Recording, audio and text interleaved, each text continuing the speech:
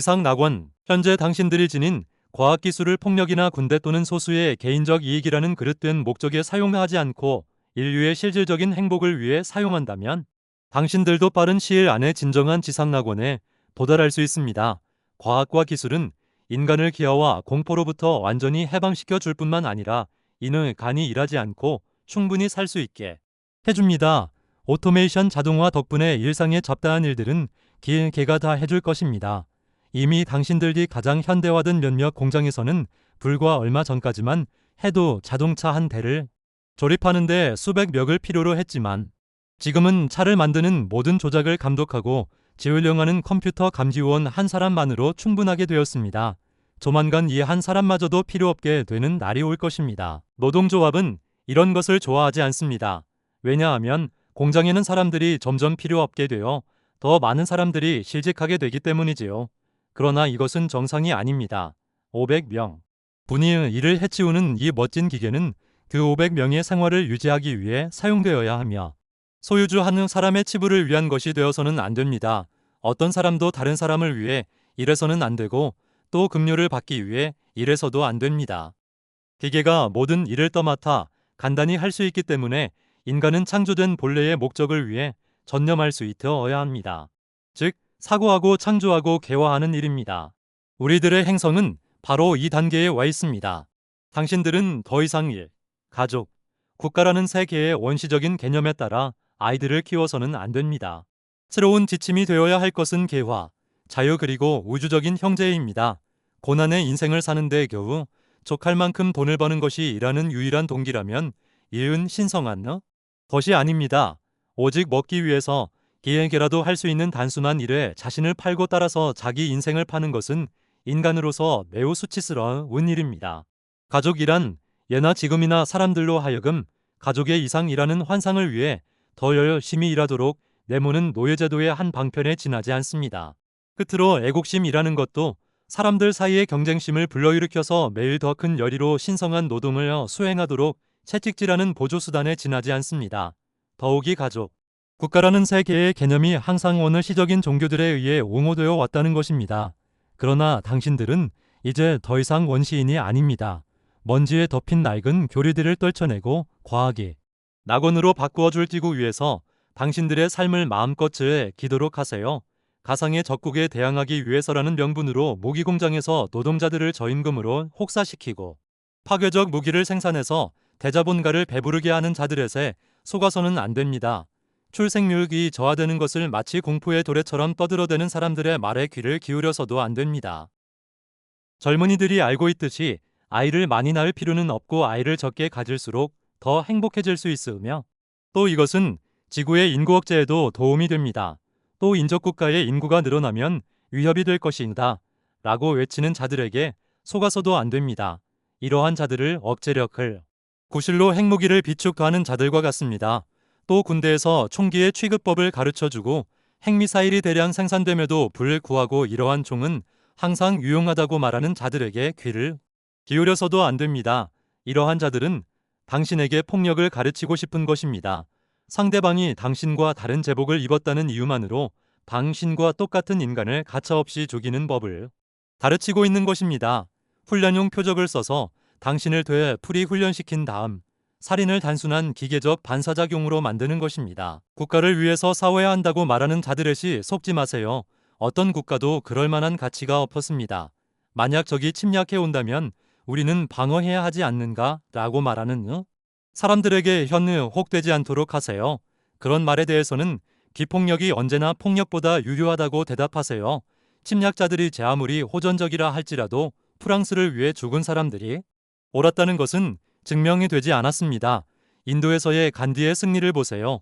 사람들은 자유를 위해서는 싸워야 한다고 말하지만 그들은 골족 골리 로마와의 싸움에서 패했고 프랑스가 피정복민족의 자손으로서 정복자의 문명으로부터 혜택을 받은 것이 과히 나쁘지 않았다는 사실을 잊고 있습니다.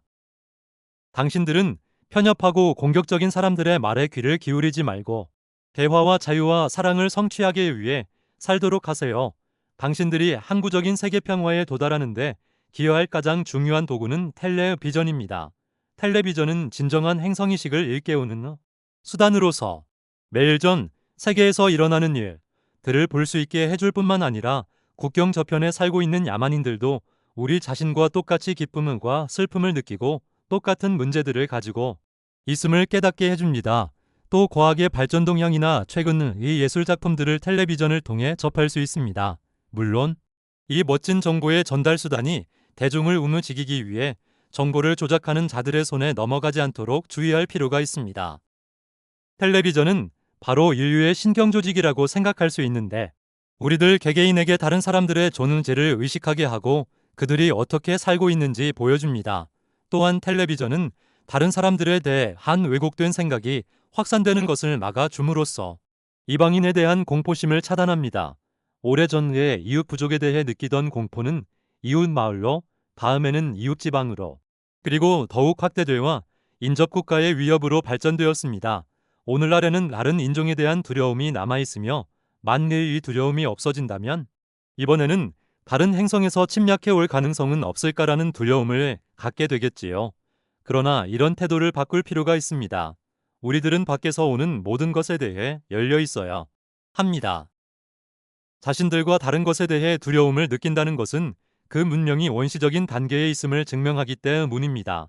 이러한 의미에서 텔레비전은 필요불가결한 도구로서 모든 문명의 단계에 있어 최고는 아니라 하더라도 가장 중요한 단계 중 하나라고 할 수 있습니다.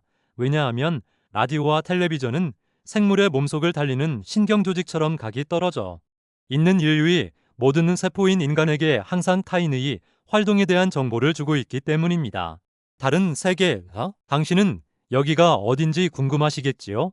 당신은 지금 지구에서 비교적 가까운 곳에 있는 기지에 와 있습니다. 첫 번째 메시지에서 우리들은 빛보다 7배나 빠른 속도로 여행한다고 말했습니다. 그러나 그것은 우리들이 처음 지구에 착륙했을 당시, 즉 25,000년 전의 일이었습니다. 그 후 우리들의 문명은 매우 진보하여 지금은 더 빠른 속도로 우주를 여행하고 있습니다. 당시 거의 2개월이나 걸렸던 여행은 지금은 단 몇 분이면 됩니다. 그러고도 우리들은 계속 진보하고 있지요.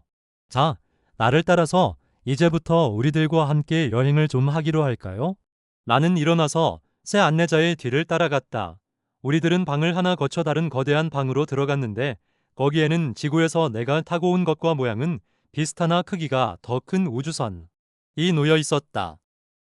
우주선은 외견상 직경이 12m 정도 되어 보였으며 안에는 4개의 의자가 서로 마주보고 있었단 우리들은 좌석에 앉았다.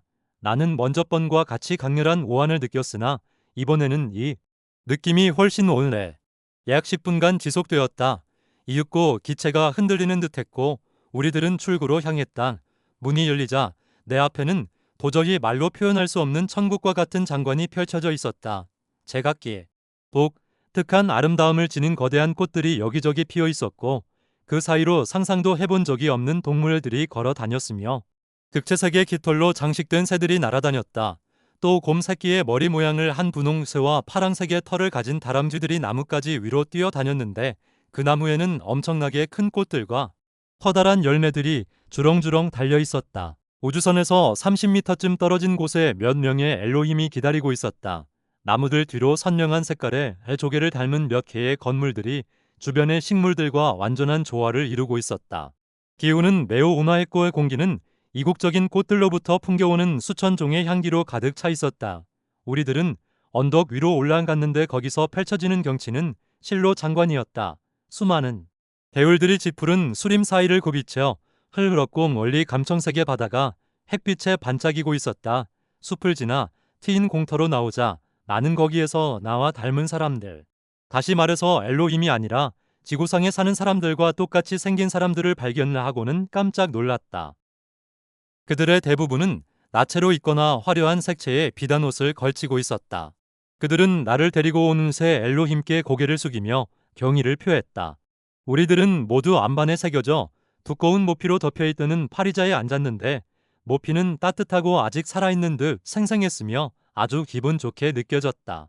바로 옆에 위치한 작은 동굴로부터 여러 명의 남자가 과일과 맛있는 소스가 곁든 구운 고기, 잊을 수 없는 향의 음료가 가득 담긴 쟁반을 날라왔다.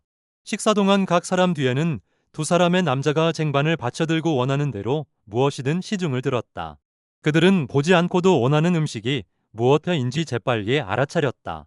식사 동안 어디선지 모르게 아름다운 음악이 흘러나왔고 시중드는 남자들의 못지않게 조각과 같은 몸매를 지닌 젊은 여자들이 주변의 잔디 위에서 나체로 피할 수 없.